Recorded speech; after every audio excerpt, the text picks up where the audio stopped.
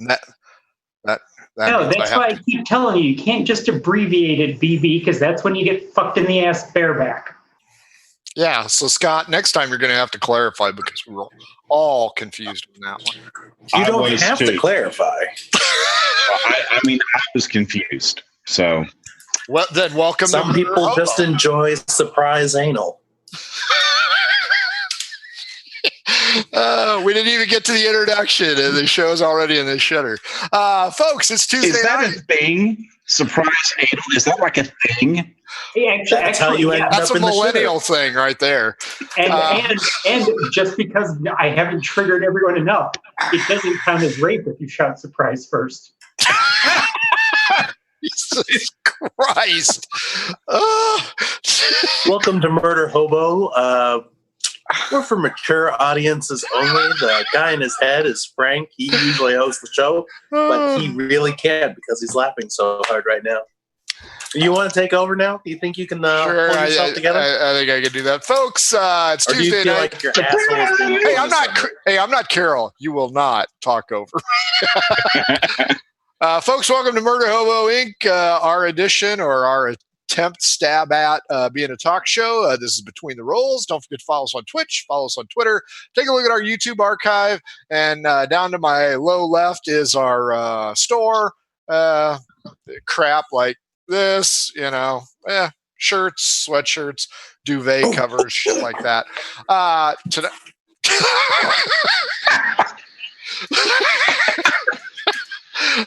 Okay, folks, it's going to be a rough night. I can always. Oh, it's cold. Oh, my dick is frozen. Don't put your here in penis Indiana, to a metal pole so in the cold middle of out, winter. it's freezing before it hits the bowl. It's going to be a short night, folks, because very nice, very nice. I've got the old. Sorry, this is new. I've got one of the original black ones. Very nice. Folks, if you haven't seen us before, good luck. If you have seen us before, thanks for coming back. Just like Scott did when we knew he wouldn't. Tonight we're going to go ahead and do a recap on the Saturday show, which was the campaign. And we're also going to talk about the most useless creatures in the Monster Manual, metallic dragons. But before we get there, let us start with Aerocall Justice Man in real life. Yes. Scott, tell us who you are. I'm Scott. I bit my tongue. So if you see me playing before, I play Aerocall Justice Man, who has a bad hair lip, and I don't know if you can see it, but right there, I was at the dentist, and is that a pustule? No, it's not a pustule. All I know is that sick tongue action is just getting me all hot and bothered. Well, you were the one talking about bareback surprise anal, so I mean, I don't know. That's why you don't stick your tongue in there, because they don't clean for surprise anal. Now it all makes sense. Okay, so yeah, that's it. Again, Murder Hobo Incorporated for mature audiences only, but you're going to be the only mature ones here.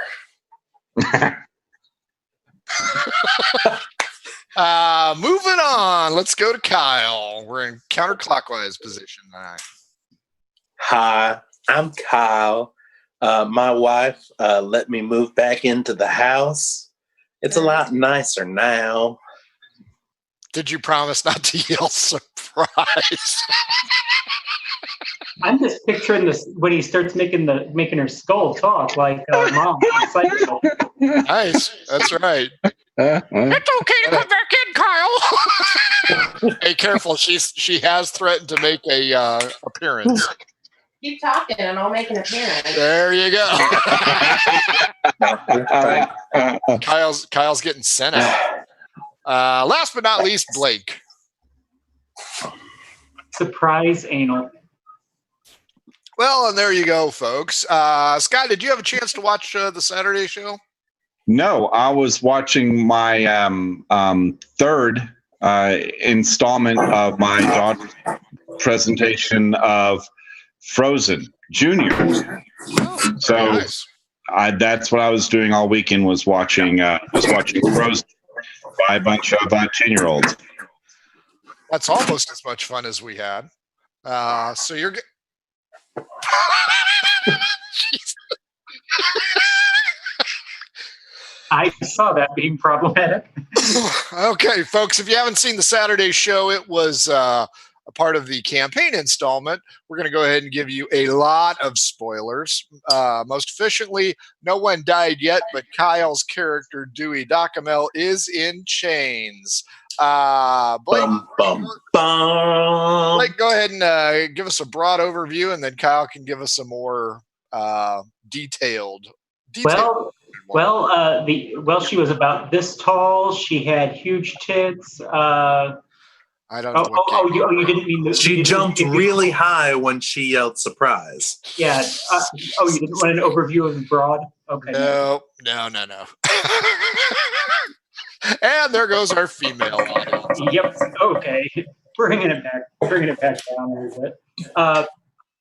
Where we had when we last left the party, we were investigating a disturbance at Fink's Mind that Taryn, our visiting guest Carol's character, had informed us of, partially for fun and profit, and partially as an excuse to get away from the rabid townsfolk from the village where she had killed their hobgoblin leader.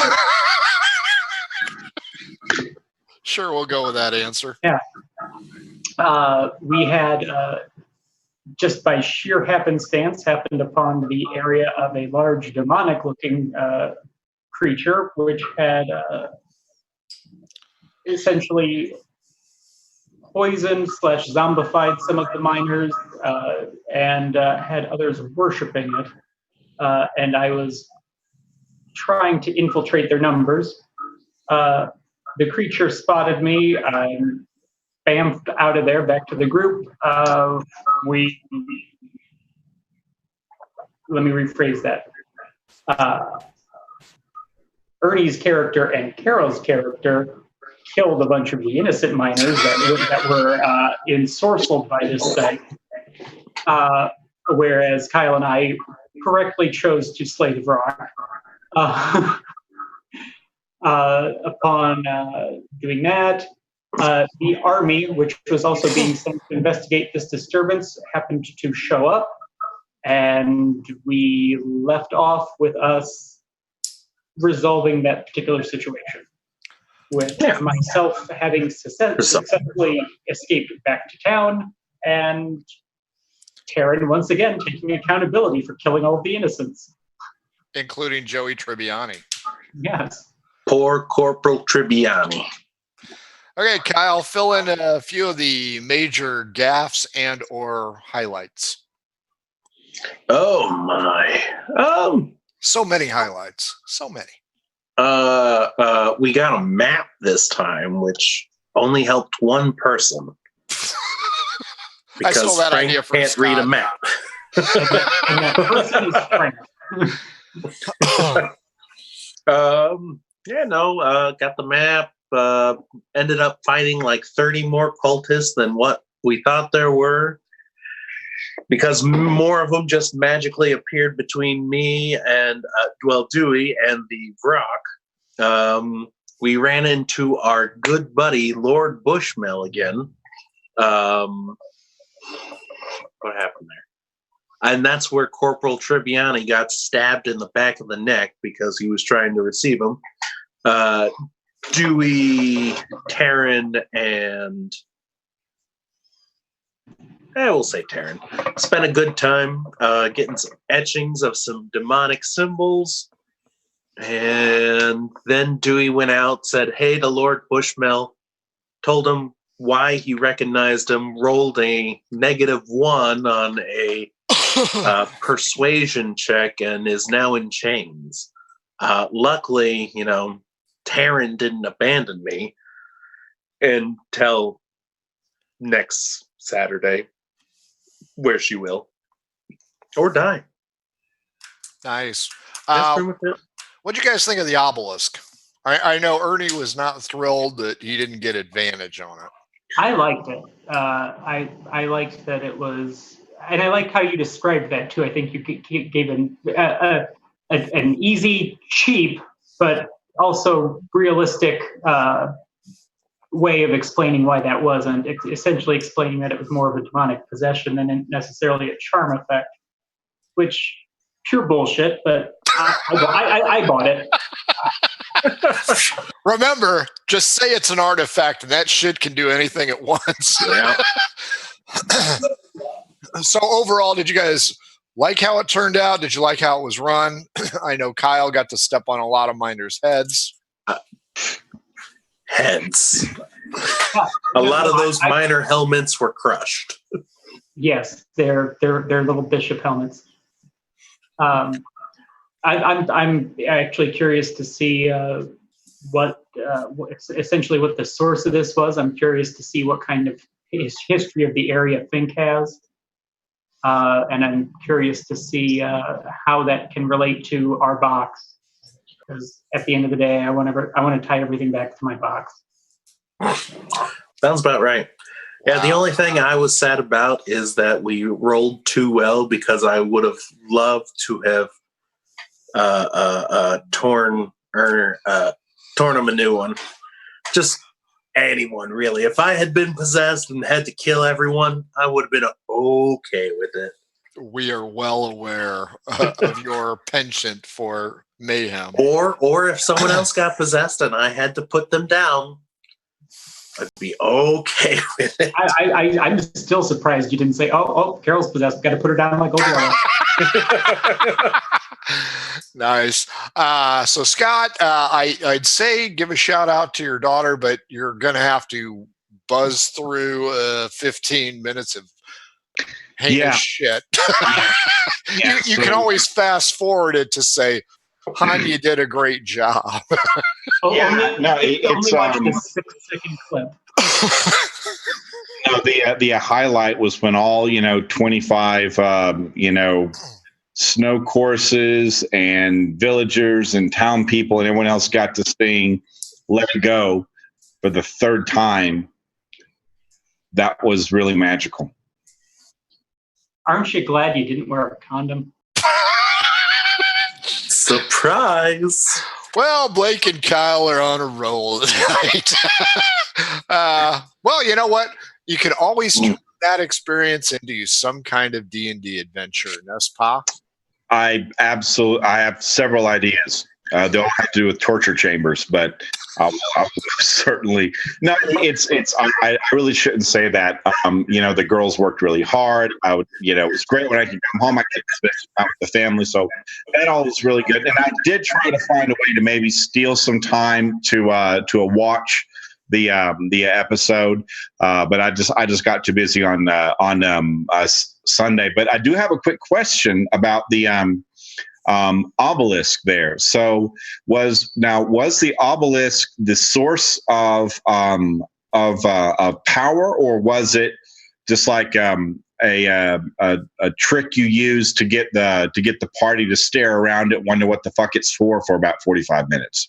Because that's what I use obelisks for. I think you specifically described out of game that the obelisk and the demon were not necessarily, and the rock were not necessarily tied to each other. Okay. There was a problem with staring at the obelisk, though. Kyle, you want to tell them what that was? Oh, we had to. Anytime you looked at the obelisk, you became possessed by something. If you failed your saving throw. Luckily, Dewey's a lie barbarian, and so between that and some good rolls. Yeah. The half elf with the throwaway in intelligence did not fare so well. I'm just waiting for me to cast comprehend languages and read it.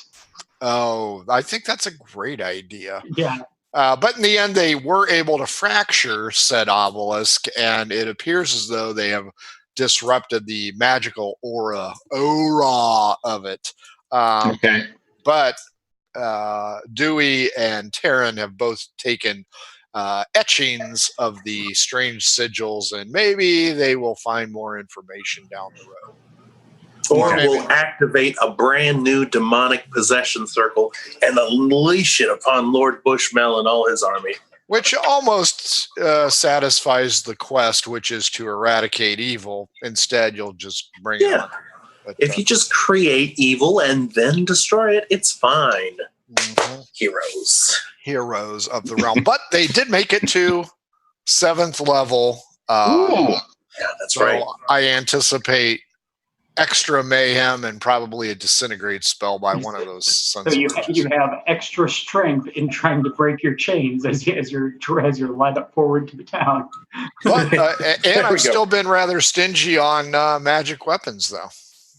You've been insanely so. Luckily, with a magic Dremel, I was able to destroy the obelisk. Yeah, Chris almost paid the ultimate price. His feathers finally grew back in. He can now fly again. But Dewey has a magic Dremel and wants to etch an obscene image into the chest of the Aracock. Where was that acquired? I don't remember that. Was that? I think he made Lady that shit Torval's workshop. Okay. Yeah. Yeah, I'm going to have After to watch that episode. Died or before she died, I went digging around. Yeah. He's just putting that shit on there because he knows I don't remember what it is. Exactly. And he's not going to watch it again. I don't No one ever does. 2 hours Except of time. for me. Well, good. You need to watch it more because I think we're only around the 100 mark. So if you could double your time, maybe we could get a sponsor. The thing is, like I only Don watch Julio. the ones I'm in. So Just let it play in the background while you sleep. Just like refresh the page every 2 hours. Yeah. And then wake up in the morning hypnotized by it. Yeah, the producer liked that idea.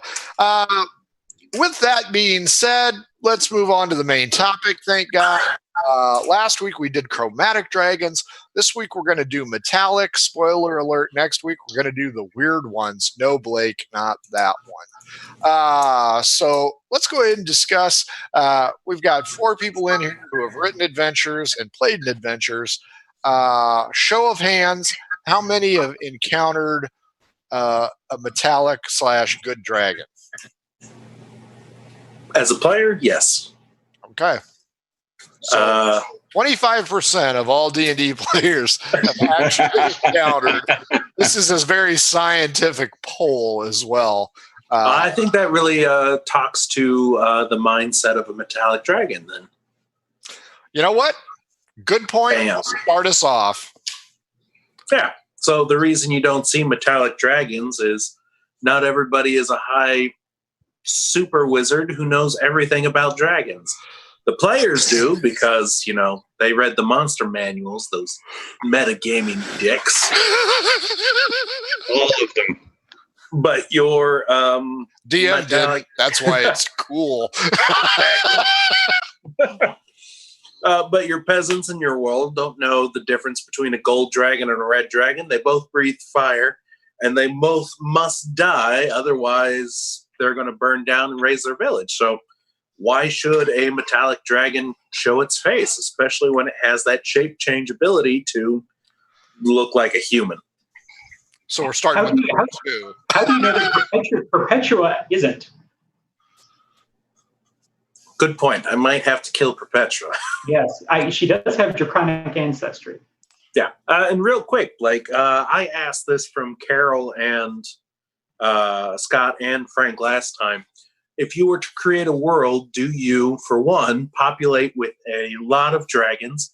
You know, we talked about how they have a different age and it's huge. And so you think there's a lot of dragons in the world. Or do you do maybe there's just one red dragon who is taking this huge territory for himself? And then second question, do you go for a more scientific dragon where the breath is a mixture of chemicals that it happens to breathe and shoots out? Or does it open up a realm into, say, the plane of fire, and that's where the fire breath comes from? Good question. Go ahead, Blake. I want it to be a harvestable component. So I'm inclined to stick with chemical. Okay. Just to answer that, because I'm picturing like essentially like sacs in the back of the throat where there is a reaction occurring. Sure. And I like that. My instinct and my thought is I would have one ancient of essentially each type, and then the rest can't really go beyond young adult. Yeah, okay. Scott, what do you think? So I normally in most of my adventures I don't populate them with a whole lot of dragons, and that's mainly due to the territorial restrictions that you have that we discussed earlier. I do follow the idea of limiting ages, and I'll have one that I'll call prime, which is like the very of the one type metallic or chromatic, and I'll have the backstory on all of them, like the first 2 generations since IO, the very first button. You're cutting out again. Sorry. And then from there, will you really? And I lean probably more towards science and magic, in that there are some components, glass and such, flammable substance, but the spark itself is magic in nature, and that's how I do it. I will say, since Scott is being cut off, this was a question we did ask last week on Between the Rolls. You can go to Twitch or go to YouTube to watch those, and you can get a clear answer from him. I just was curious about where Blake was coming from before we answered this question, and I think Frank also went with magical and populating with fewer dragons, and if there were a lot, going with younger dragons as well. Yeah, well, I don't really even think of it populating with dragons as part of world building, but I would think that if there's an area where it's going to be, you're going to have an alpha and a bunch of underlings. Now you know what? Since we did that show last week, I thought rather strenuously about your question, because it is a good question. I think one campaign that would not fit that mold is the Dragonlance series, because they had a rather significant amount of dragons, and they were all being brought back into the world for a very specific purpose. Now, they didn't really cover any harvestable items from the dragons, because they weren't fucking murder hobos torturing shit. But I think it would have worked out okay in that regard. But that is the only campaign I could see. And Scott, correct me if I'm wrong, from the old days, I think that is the only example that I can think of where there were a lot of dragons available. I can't think of it. Can you guys hear me any better now? Yes. Okay. So I switched my microphone, so hopefully that's better. The only one I know is Dragonlance, and I really think that maybe that was almost bit my tongue again.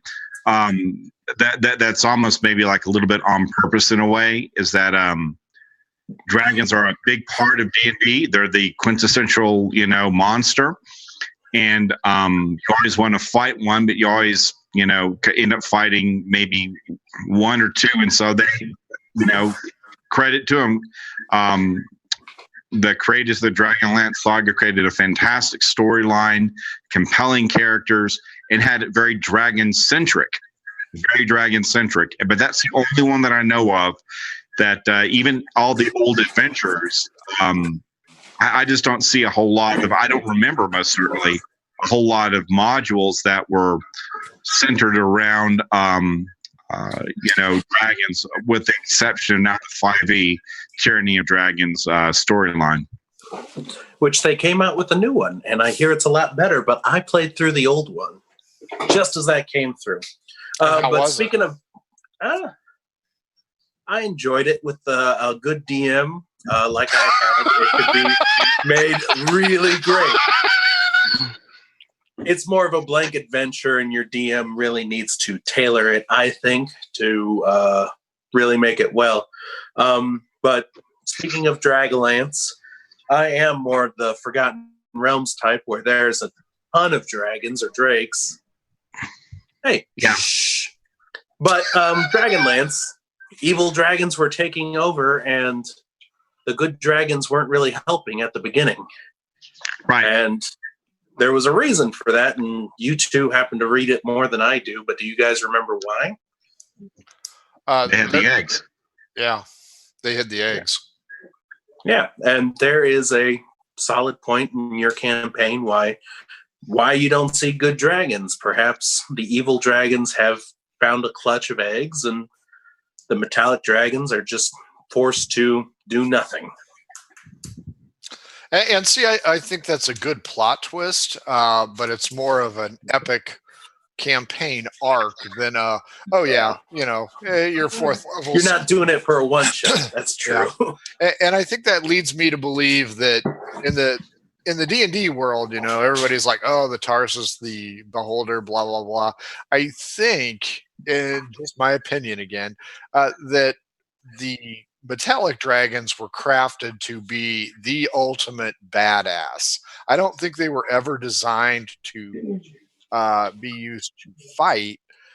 They were just there as a buffer to make sure, and they're almost always good, but I always think of them as neutral because they could probably easily take over the evil dragons, but they don't because they keep the balance. And to me, that says neutral, but I've kind of always thought of it as they were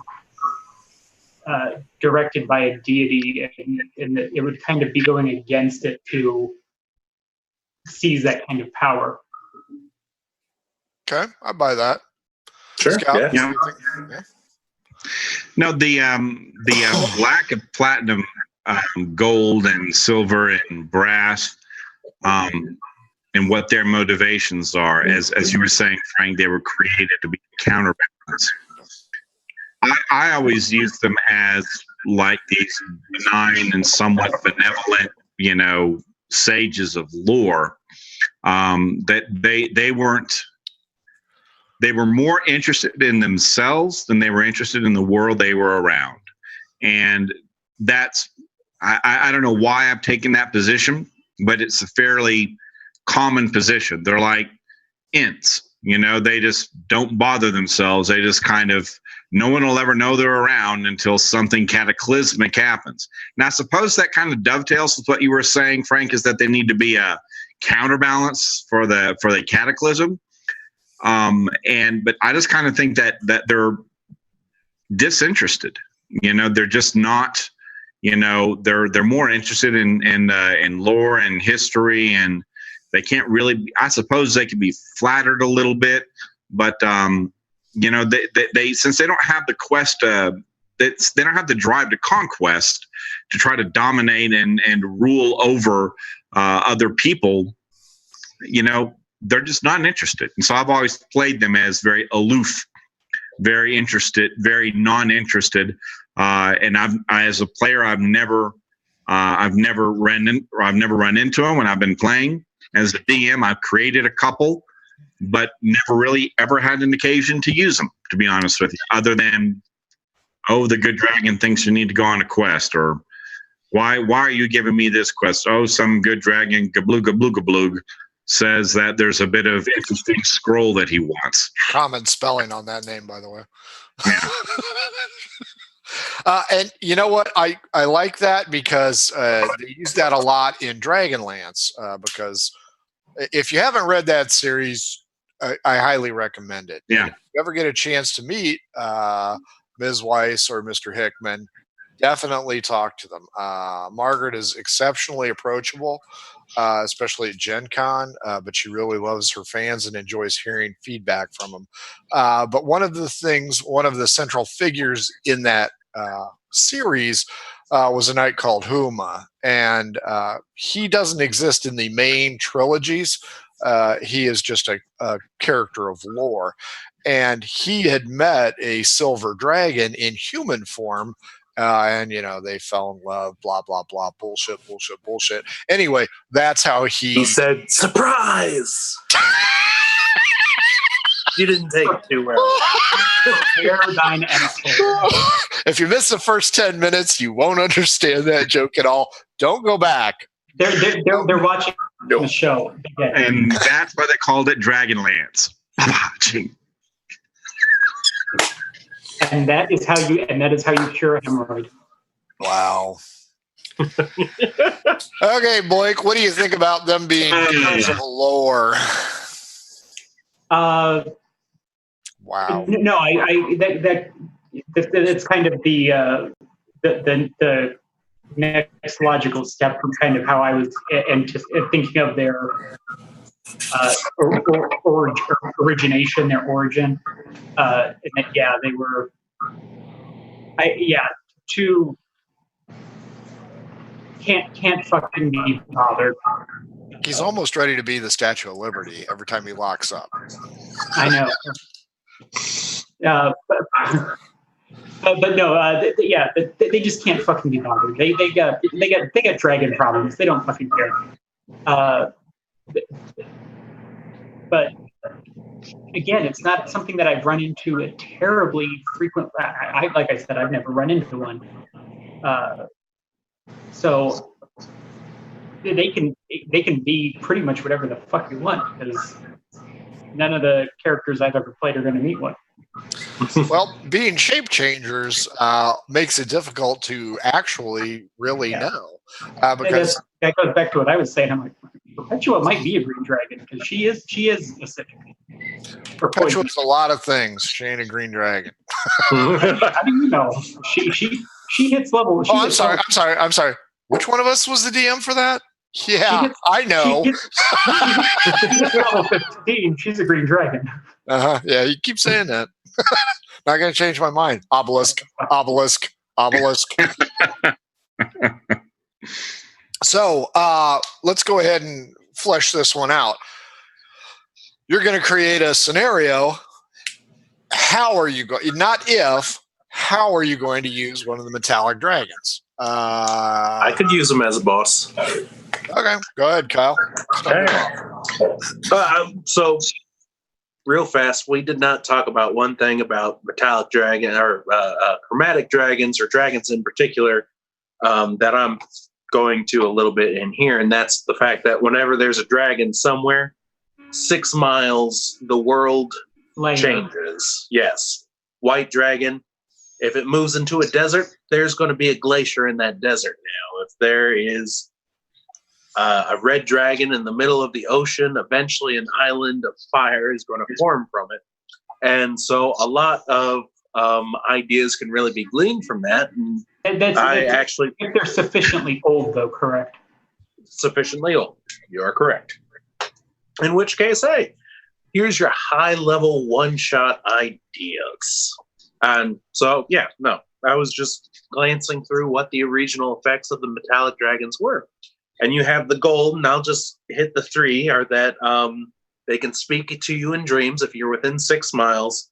They use illusionary mist to redirect evil characters and warn away good characters. And then gems and gold shines brighter in their 6 mile radius. And not just shines brighter, they actually glow with light. And so maybe there is a village nearby where they're being haunted by ghosts in the middle of a woods, and your party has been hired to go through this woods and kill the haunted monster in there. But surprise, it's a gold dragon. He's just been hiding out there in the mists. They're his way of trying to get people to stay away. Or we're going to change what the lore master metallic dragon, and now she is a gold dragon as a damsel in distress, and she's communicating you through dreams in order for you to release her from a magical slumber or something like that.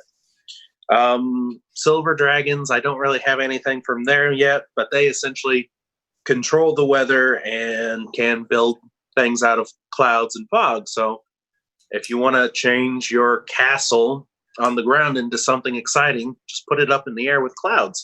There's a silver dragon who's been busy building a crazy maze of clouds Brass dragons, they typically do the desert thing, and they have mysterious tracks that lead you to safety. They have large illusions that just like a mirage. And They're the Floridians. Essentially, yeah.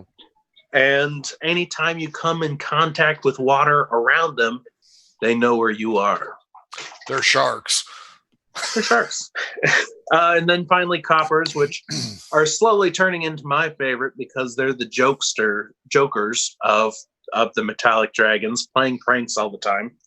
But what happens around them is that carvings of the dragon start to appear smiling. And so if you think of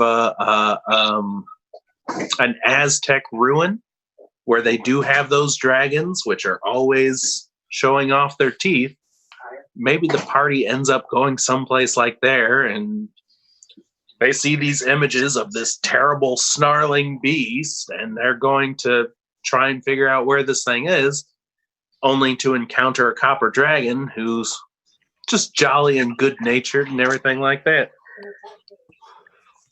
Santa. Ridiculous. Santa. Sure. There you go.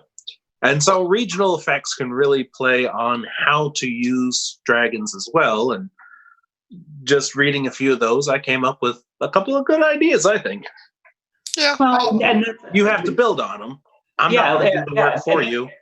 I like that as your plot hook because it's just a nice, simple. It's like this nomadic tribe that's been around this desert for however many years has noticed something. They don't know that it's a dragon. They just notice that there's this out of place phenomenon, and they encourage someone to go take a look. Yeah. That's fair. You know what? I'm going to hold off till the end. Blake, go ahead. How are you going to use it?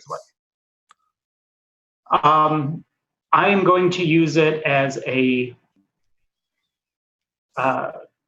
as the master at the top of the dojo. He's going to impart your party with some sort of ability, not necessarily knowledge or something. This is going to be if you happen upon him by happenstance, it is going to be beneficial for you.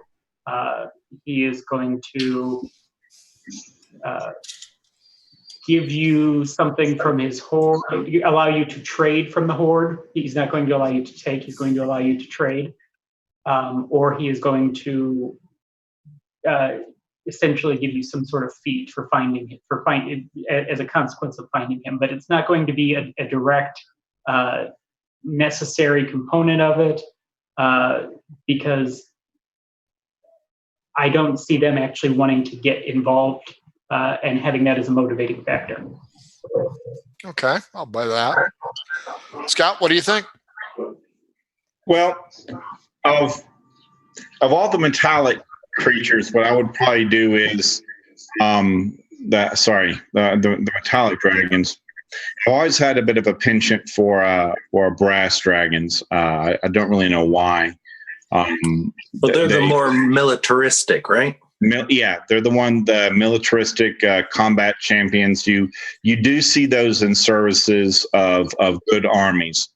They consider themselves intelligent, talkative. They tend to hang out in deserts, canyons, and things like that. So I can see a brass dragon being involved in some type of holy quest, for instance, right?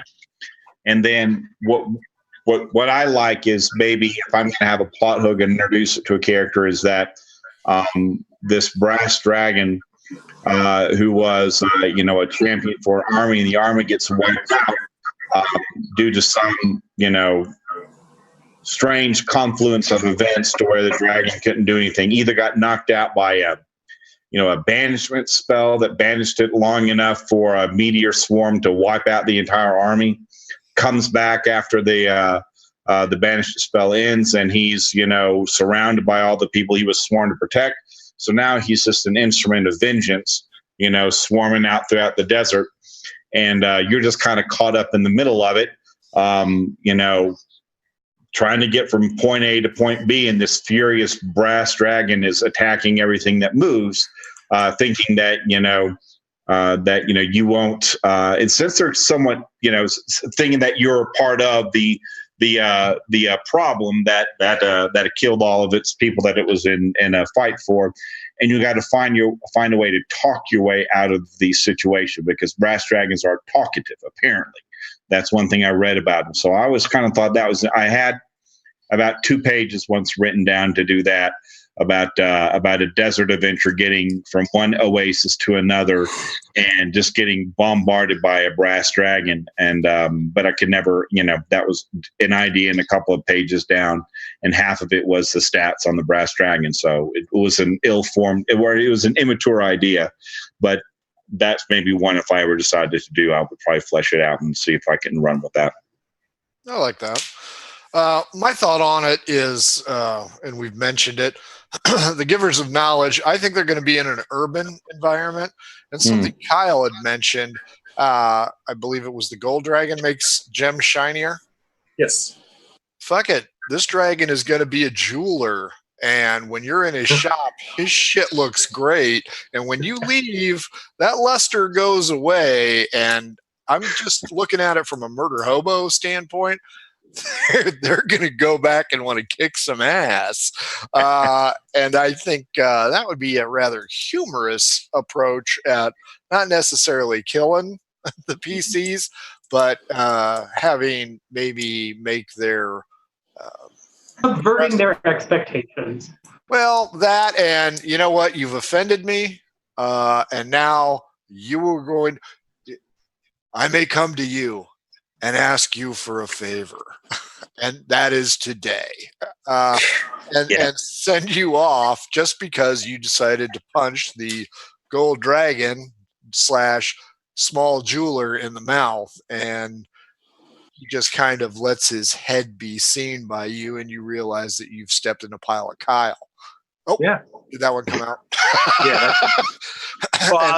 Going with the gem shining in an urban environment, maybe you have a golden city. They don't know why their gems and jewels happen to shine better, but they decided to build El Dorado out of gold, and it shines bright at night. And then maybe they send you to invest that haunted forest, and you kill that hideous monster that lived there. And then all of a sudden, this city of gold is just lackluster now. How about you get sent to the city of brass for the gleaming tower that no one can really identify, but everybody knows this tower gleams brighter than everything else in the city of brass. Oh, there you go. Like that. I like having a city that has been blessed by the presence of one of these, and has been very, very fortunate and has been very productive, and is essentially using giant fucking, I'm not going to say emeralds because we already had the Emerald City episode, but is essentially using large sapphires as streetlights. And this is a place that is under regular siege because of how prominently their essentially wealth is displayed. I like that. I mean, at this point, the way we're talking about dragons and where, a city benefits from one being nearby, you could go Greek city-states where you have Sparta, Athens. Maybe Athens is a silver dragon that heads the city. Sparta is your brass dragon who's militaristic, exactly. And you build a world similar to these city-states, and each city-state is run by a dragon. That's the territory you just happen to be in. Now would you make them as combative as history would dictate that they kind of should be towards each other? I mean, that's up to you. I mean, if you decide to do I know, just metallic dragons, right. I definitely would expand it beyond the Greeks. You might have a chromatic red dragon representing Xerxes and the Persian army in that case. because I would like the idea of having chromatic dragons mixed in there as well. And those would be more of your violent city states where they're often going off to attack, but it's not necessarily the dragons themselves that are attacking. They're using the people who live there as cat's paws. Well, that would follow to where you could have, let's say, if you wanted to follow the Hellenic culture type of idea of Senate and representatives, is that you would have basically a council.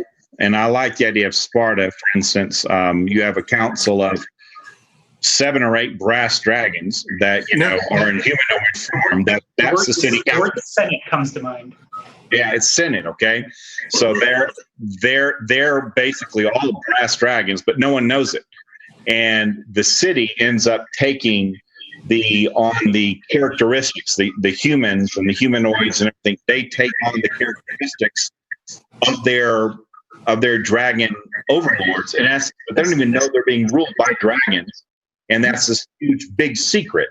And then you have the evil dragons, and this is the chromatic dragons. They're like saying, you don't even know that you're being enslaved. You're just doing all this crap, and we're just trying to free you. We're just trying to liberate you from under the rule of these despotic dragons. There's a whole lot of fun shit you can do with that idea. I like that.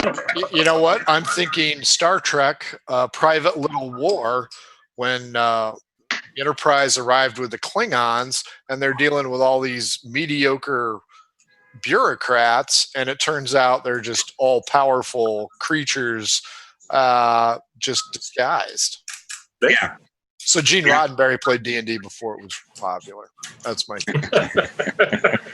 But yeah, I like that too. Just even how they're having them as the ruling authority, taking on the aspects that culture, taking on the aspects of their ideals, not necessarily even through anything other than those are the laws that are in place. There is the ones that uphold that particular one's ideals.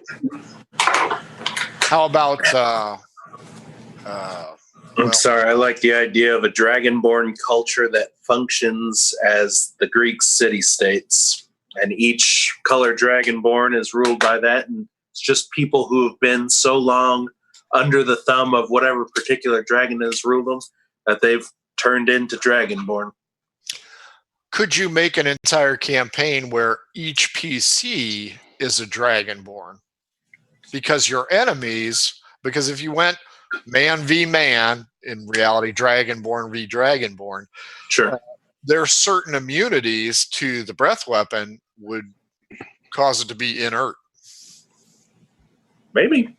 I mean, at that point, I would watch 300, change almost nothing about it. And the dragon PCs are now especially the facing crab claw things. Those came from somewhere. Yeah, exactly. Yeah. No, that. Lena Headley's going to be happy with the remake. Okay, you know what? I too like the Hellenistic approach, and actually, that's what the campaign is based on. Because you guys are currently on Greece. I'm trying to remember where I came from.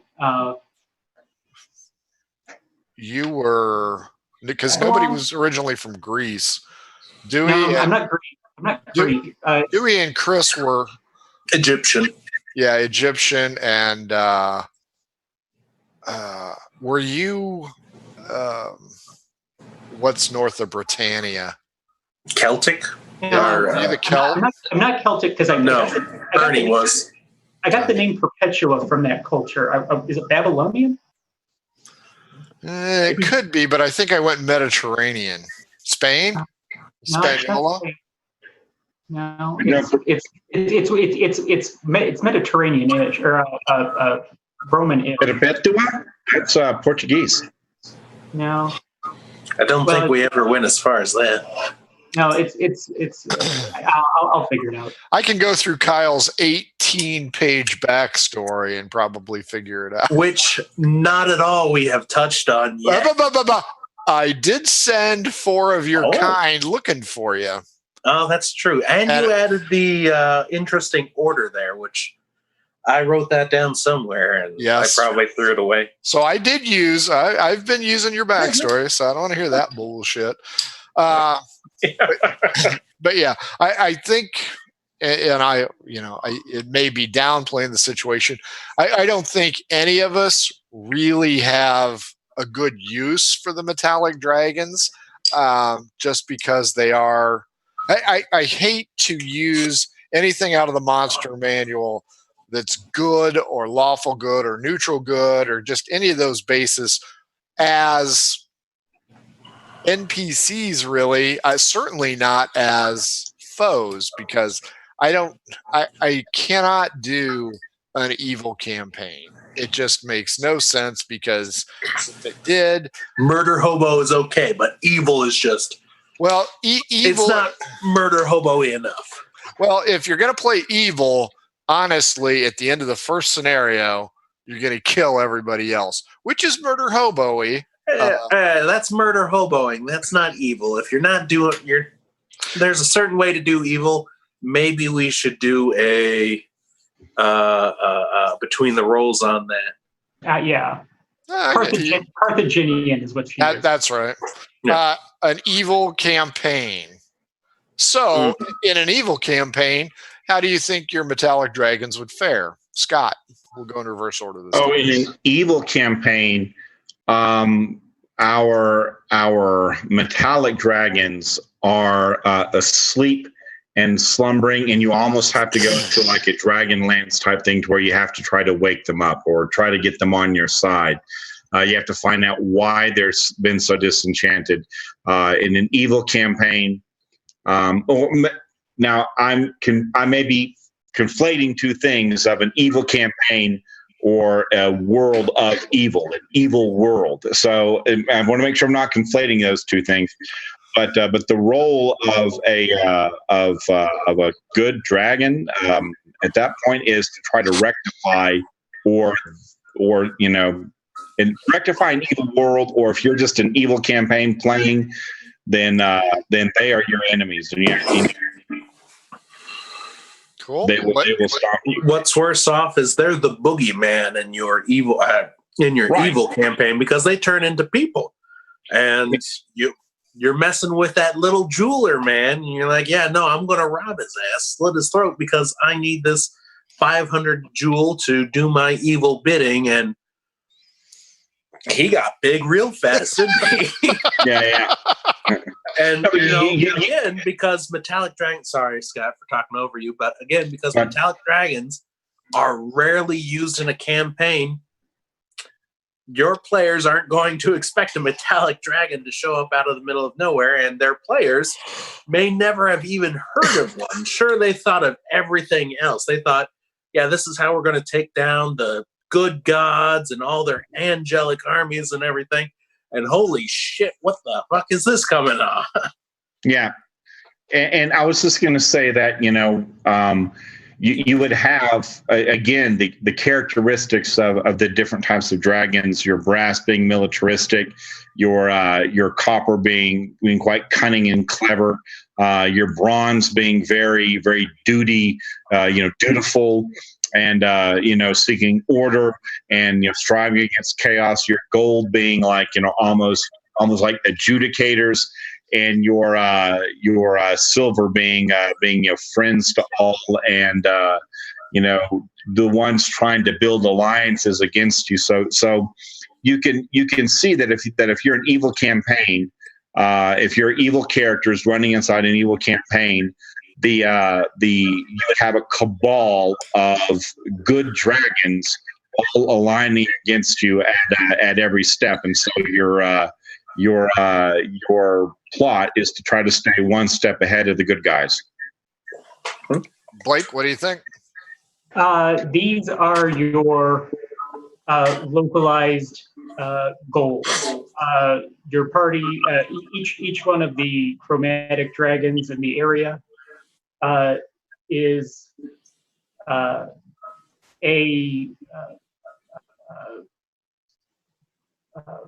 what's the term that I'm looking for? a prestige enemy to be defeated, and defeating it grants one particular member of the party a boon.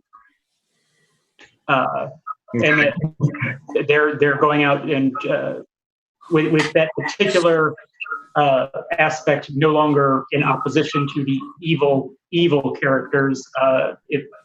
The party grows stronger with each one that's defeated. Interesting. I like that idea. So you're like dragon hunters in that way, trying to build an armor, or trying to build up your party's advancement and your own career through taking dragon hides, basically. While also simultaneously impacting the good characters' morale. Sure. Okay. Oh, yeah. Okay, I see that. Okay. It's about 9:00 here, so let's go ahead. Let's do final thoughts. We're going to finish with Blake because he's going to explain to us what he's running this Saturday. So, Kyle, final thoughts on the metallic dragons. Yeah. Metallic dragons are simply dragons who, thanks to their chromatic cousins, have been hunted down, and so they don't come. They're not seen often, and they're not used often. Use that to your advantage. These are mysterious beings, and if you play them as such, and you're either your good campaign or your evil campaign, they're going to have a big effect when they do show up. You bet your ass there's going to be one in Cathaway at a jewelry store. Scott, what do you think? Scott, you are muted. I always like to refer back to the to some of the original lore when it gets back to dragons. When you had the first dragon, Io wanted to make dragonkin and came up with Bahamut and Tiamat, and he was hoping that they would actually kind of get along. He had them combined at one point. I forgot the name of that dragon, but that apparently was a very simple-minded dragon with no will. Decided you had to actually separate the ambition from the goodness, and so you had a platinum dragon and you had a chromatic dragon. So from that standpoint, they're supposed to represent an ideal, in my opinion, an ideal of goodness, order. And from that standpoint, they're kind of useless because the good gods basically take up that part in the canon of the clerical liturgy and all the different ceremonies and things.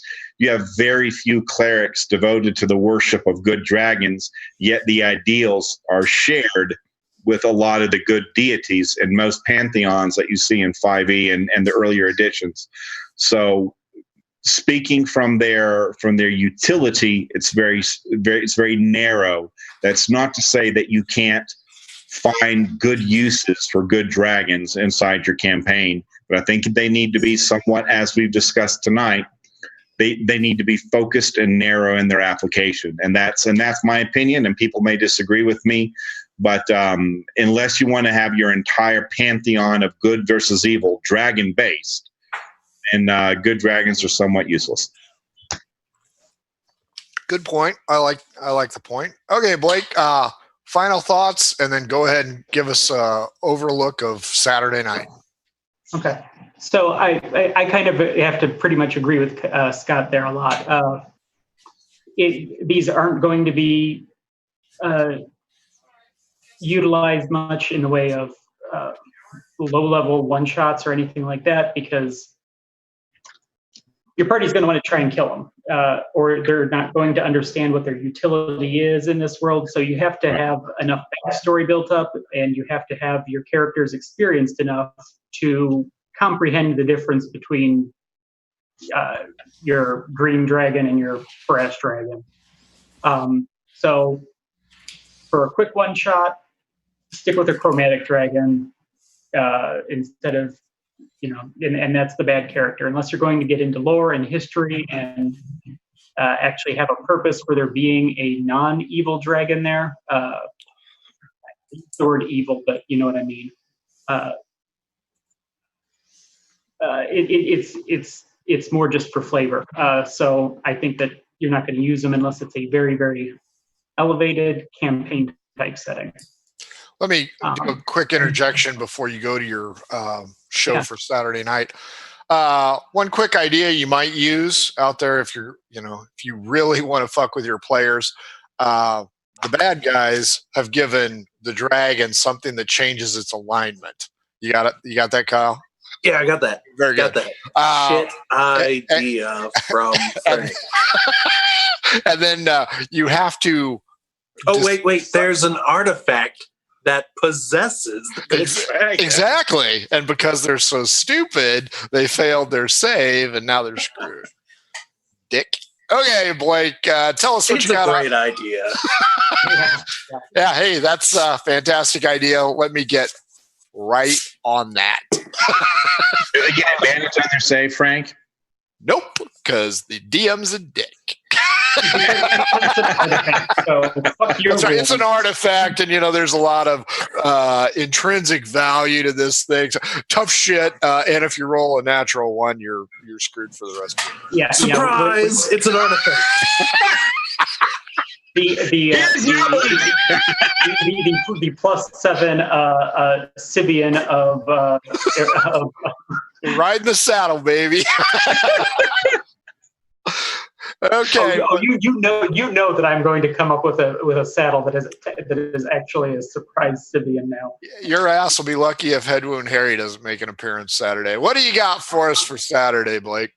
So for Saturday, it's interesting that you mentioned the idea of evil characters, because Saturday I am taking a bunch of 6th level members of the Rogues Guild in an attempt to see who can stop or who can claim the prestige of being one to kill the mob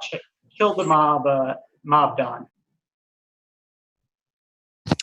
So are they going to have to take some levels in Rogue and then something else entirely? No, it's going. I'm going to leave that up to everyone. But you are essentially going to be informed of an attempt on I'm going to consider. I'm still going to call him the Don, the mob boss's life.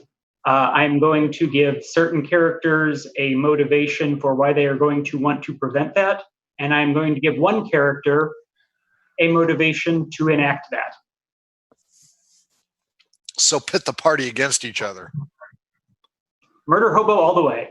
Okay, folks, that is going to be a one-shot, so that means anyone is eligible to play in the game. So if you're interested in sitting in on this, go ahead and catch us at mhobo Inc. at either Twitter, Twitch, or Gmail.